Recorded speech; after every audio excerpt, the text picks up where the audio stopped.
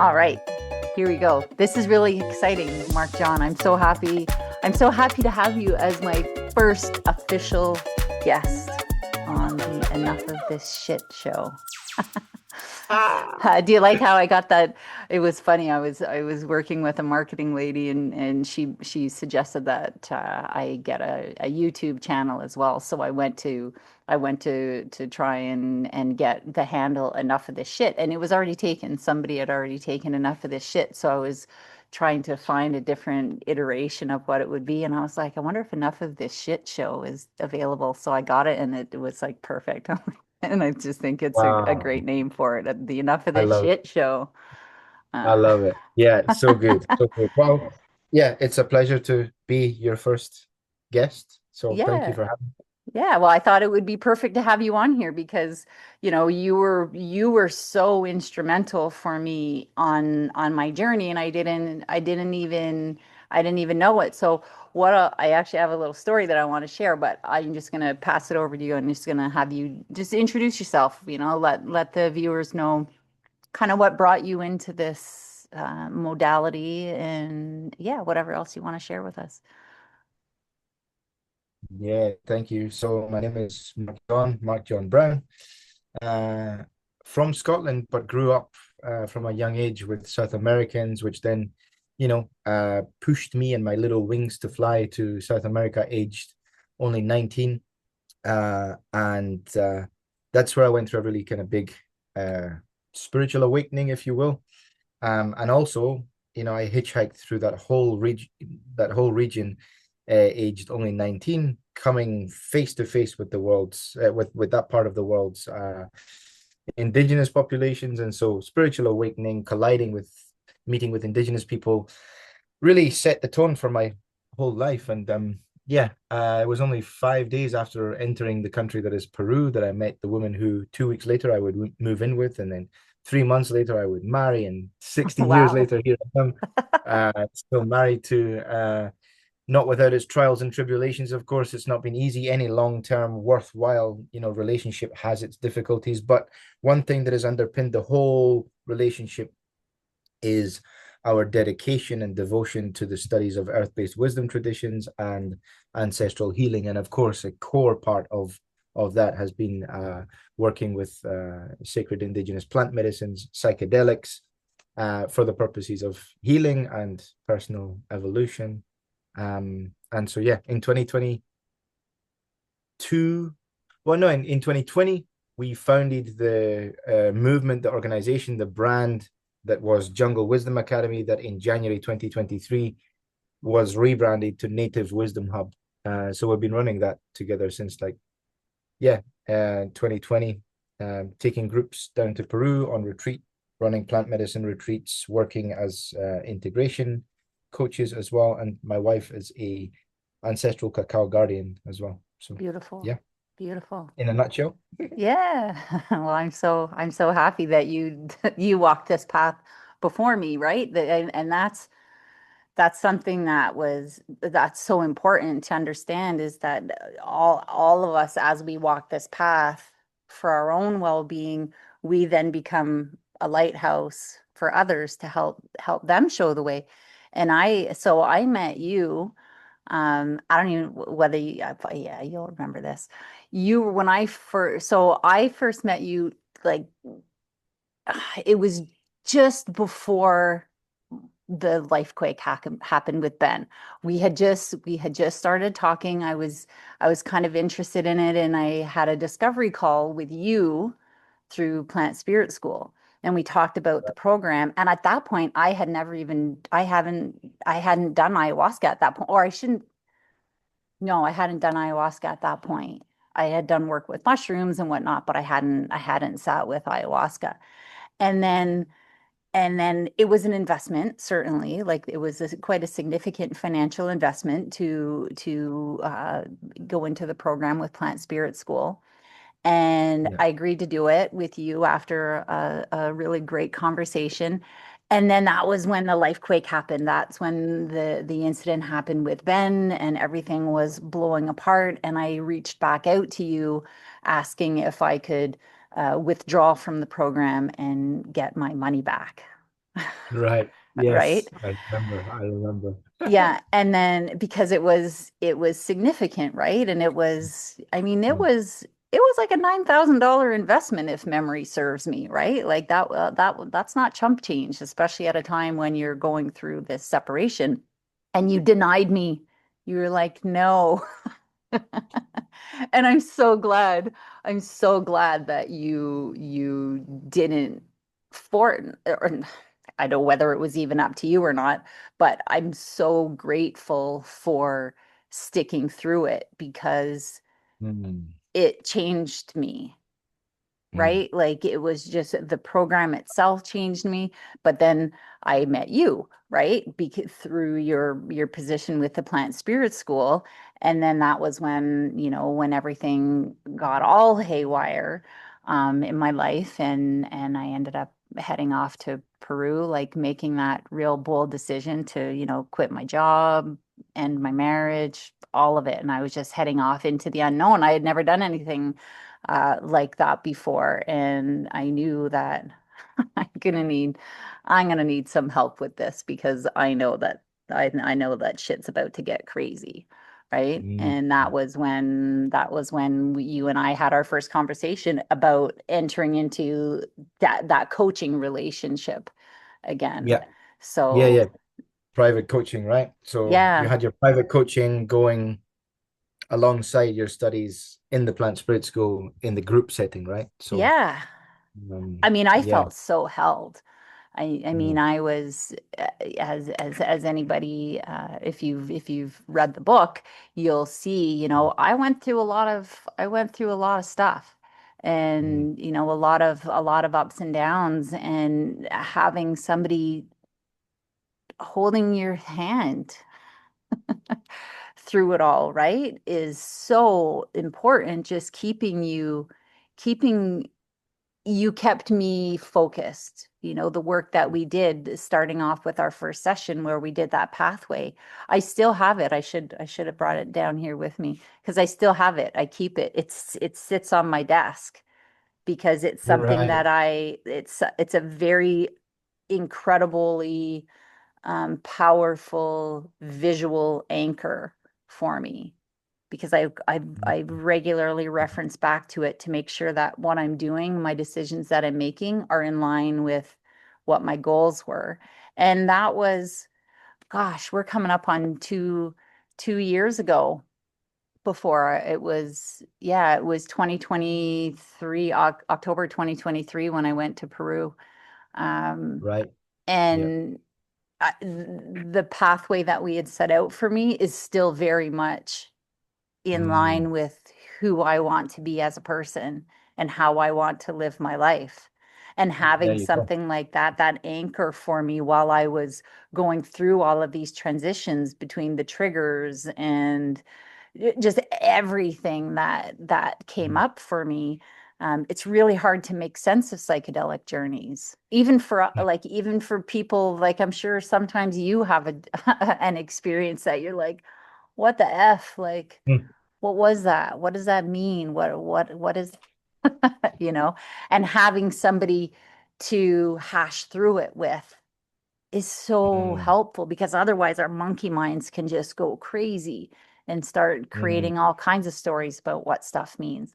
Not that Yeah, we can totally. interpret for somebody else what their experience means for them, but we can help them, spitball, just Find their own truth. try and find their own truth by prompting with Right. different, Mhm. yeah. So I'll Yeah, yeah, just, yeah. yeah. Yeah. I do remember, I do have a memory of there was like a really significant journey that you had. If I'm not mistaken, it was in a teepee. I'm not sure if it was Oh, peyote or wachuma. it was Um, Wachuma, man. you remember that? Oh, I You do. remember like because that was one of those journeys where like I mean I don't remember the nitty-gritty specifics of it, but I do remember that like it was one of those big journeys that wasn't easy to like get your head around. It wasn't easy to I like was pissed. I was yeah. so pissed that day. Like the whole day, everything. There was chaos all day. We didn't know what was going on. And at the time, it's, it's interesting because putting the book out the way I put the book out and the way I wrote it, I didn't write it from the healed perspective. I wrote it from my lived experience of it, right? Mm, Because I can go back now and I can look back at that Wachuma ceremony. I can look back at what happened in the house and I can totally see that it was me. Like it was all stuff in me that was unsettled, right? But at the time, and that was the whole point of why I wrote the book the way I did, was because I need to meet people where they're at. And people are at where I was at, right. 2, 3 years ago, right? Hmm. Like for me to have written that book from today's healed perspective, further along on Mm. the healing journeys perspective, because are we ever truly healed?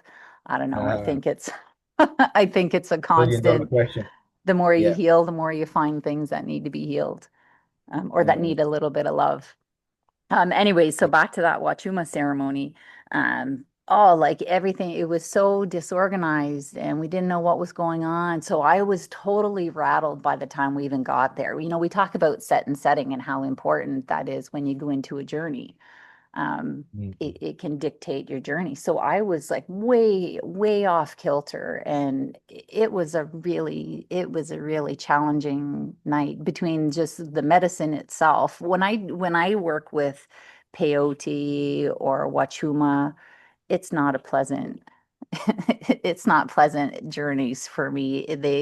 Those medicines really kind of kick my ass and bring me Mm. into that ancestral type of really deep wound healing when I do work Yeah. with that medicine. And yeah, so that was a tough one. And that was, I got chastised for eating, a small little handful of Oh, cashews in the morning. Yeah. yes, I remember. Yeah, yeah, yeah. I do remember. I do remember. Yeah. You know, yeah, I do remember this. And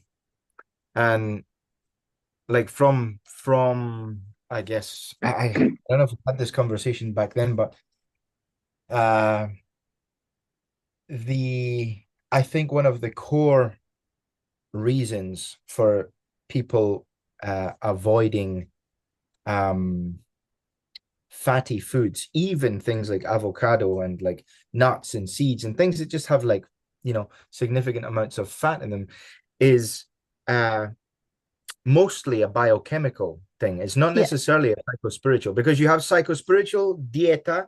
restrictions with absolutely onion and garlic Yeah. and pork, and sex, right? Like all Yeah. these things, psychospiritual commitments to the medicine.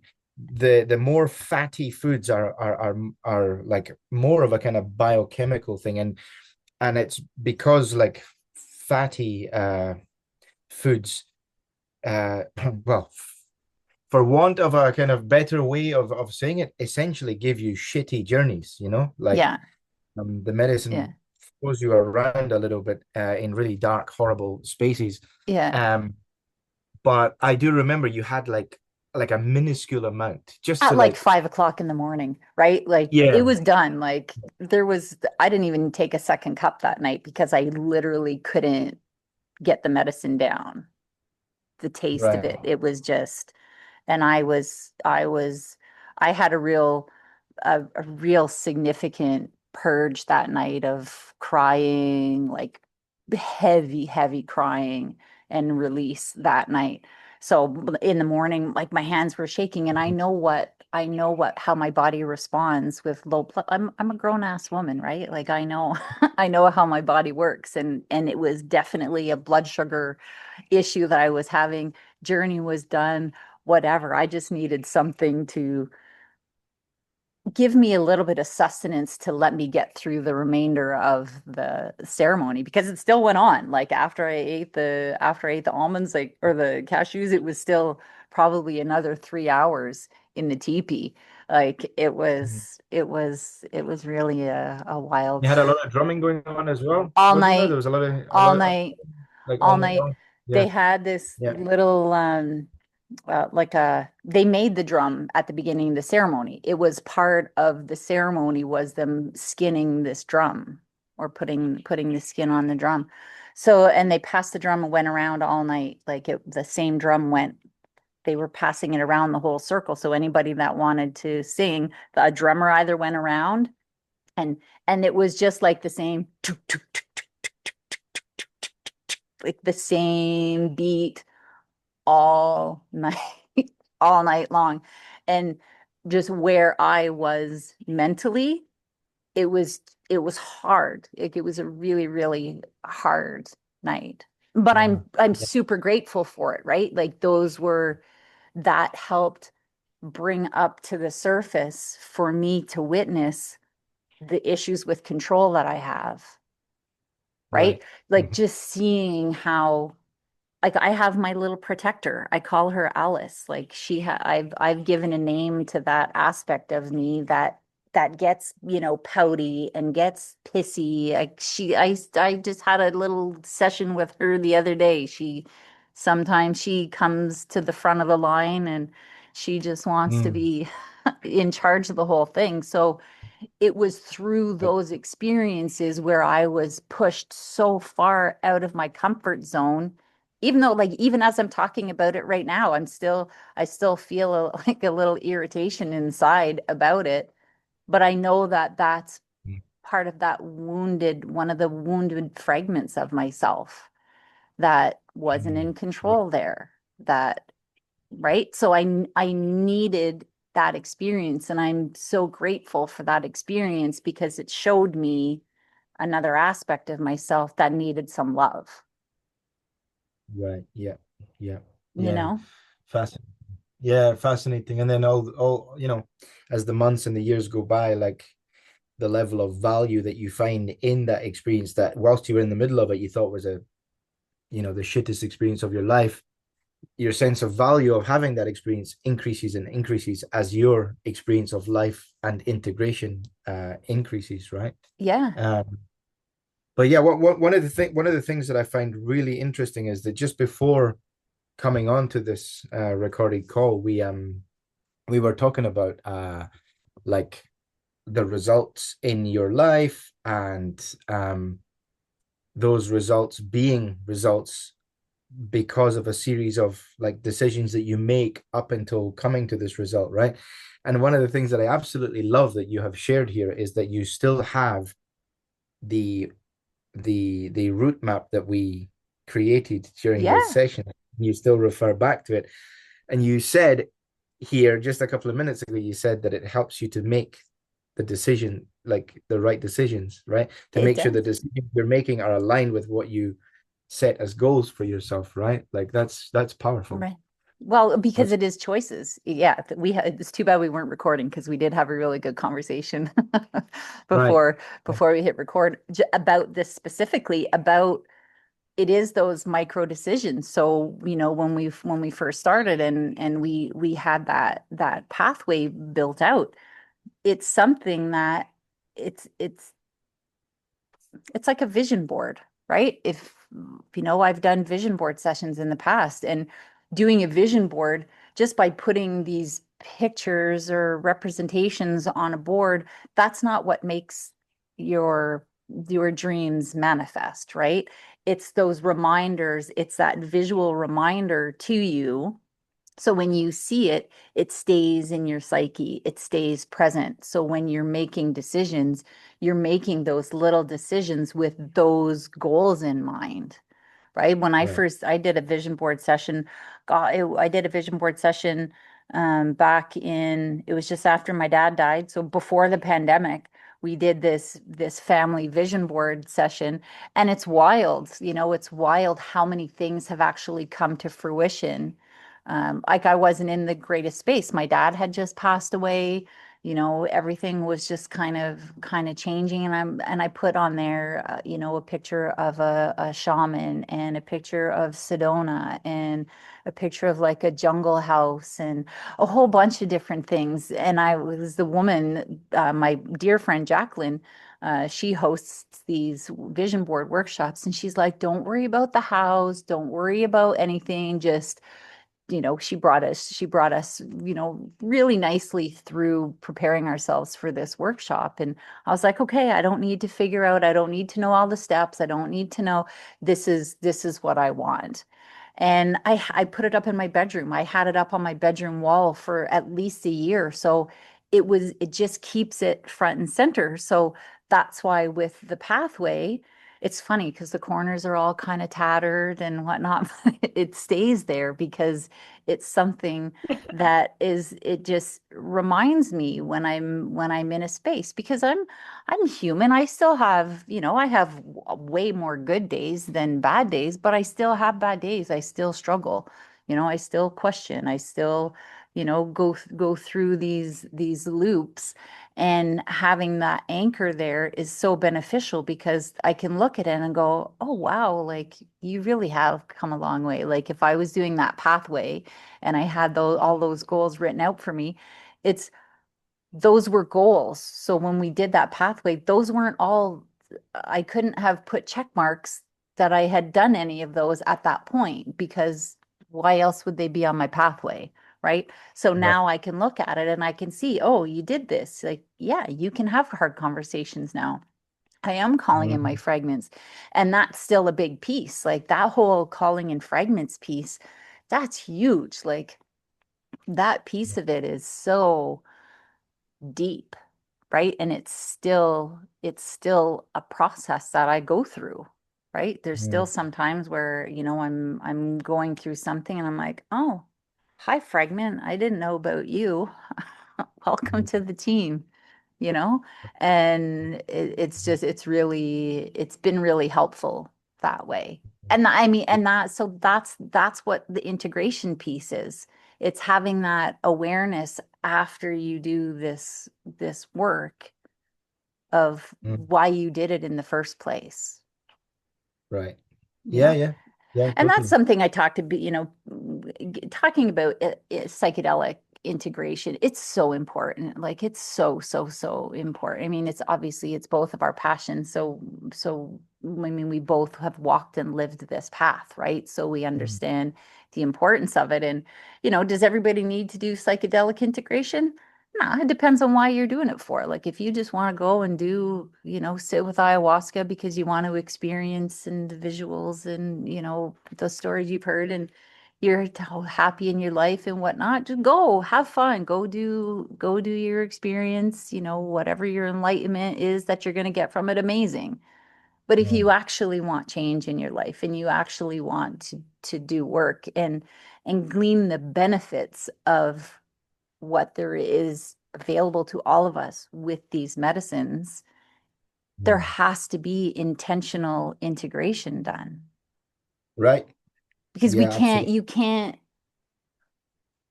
you can't see your own blind spots. Yep. Yeah. That word intentional being key because integration uh begins even before, way before the ceremony itself, Right. right? Like Yeah.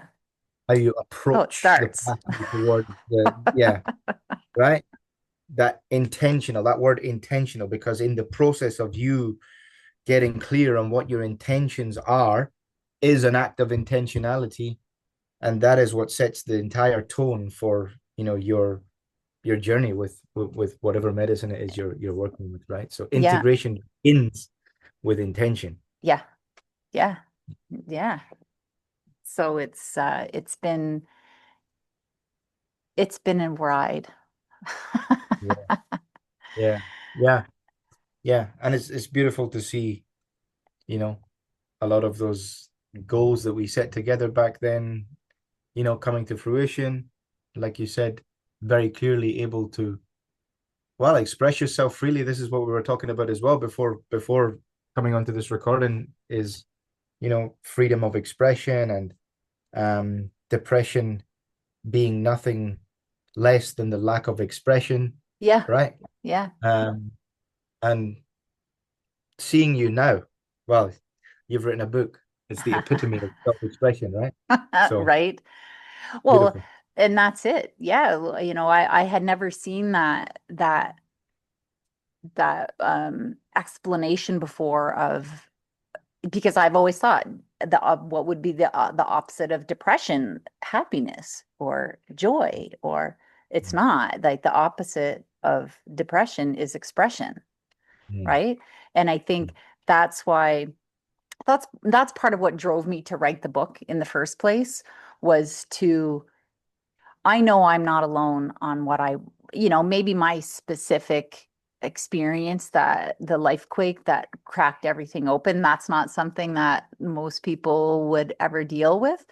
Um, but many people experience a life quake, whether it be a job loss, a divorce, a death, whatever. Like there's so many things that can come into play to really knock people off, and you get put it you find yourself falling into a depression, and it's because you're not being authentic to yourself. This is my own little channeled feeling of what depression is when people aren't true to themselves, when they're living a lie, when they're trying to be somebody that they're not being truthful with everybody else or themselves. They're not able to express, and we just hold so much inside. And I think that's what keeps us down in this depressed state, because it seems like nothing we do brings us joy. So why bother?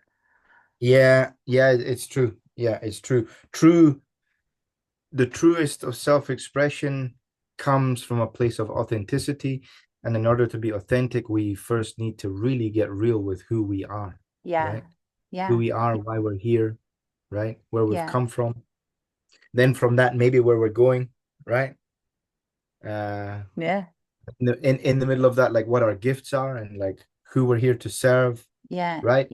And and in discovering all those beautiful truths about ourselves, we're able to come from the most authentic place, right? Yeah. Uh, How yeah. beautiful would it be if everybody could just live their life that way?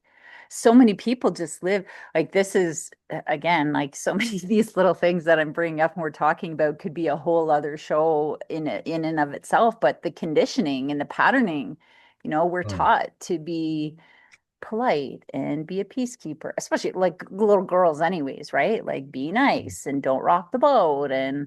it doesn't matter how you feel. Like you need to make sure that everybody else around you is feeling good. And that's where that it all starts, is tamping down that self-expression when you need to act a certain way or be a certain way or like certain things, or even from childhood, if your father or mother is a doctor, there's an unwritten expectation that you're going to follow in your parents' footsteps, and you're going to be a doctor or you're going to be a lawyer.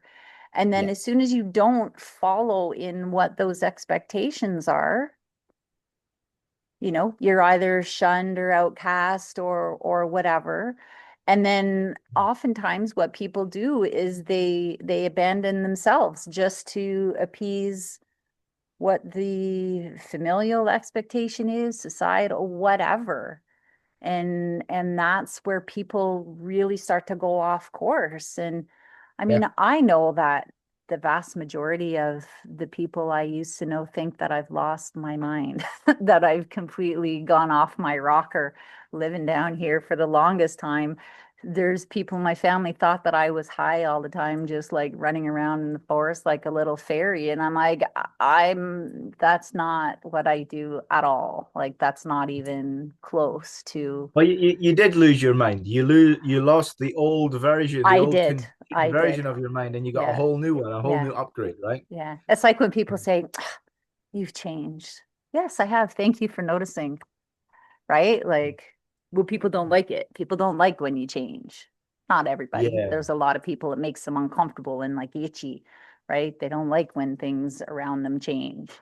And Yeah, meanwhile, I'm totally. out here like busting through things like I'm changing, changing, change. Like, keep up, everybody. Come on.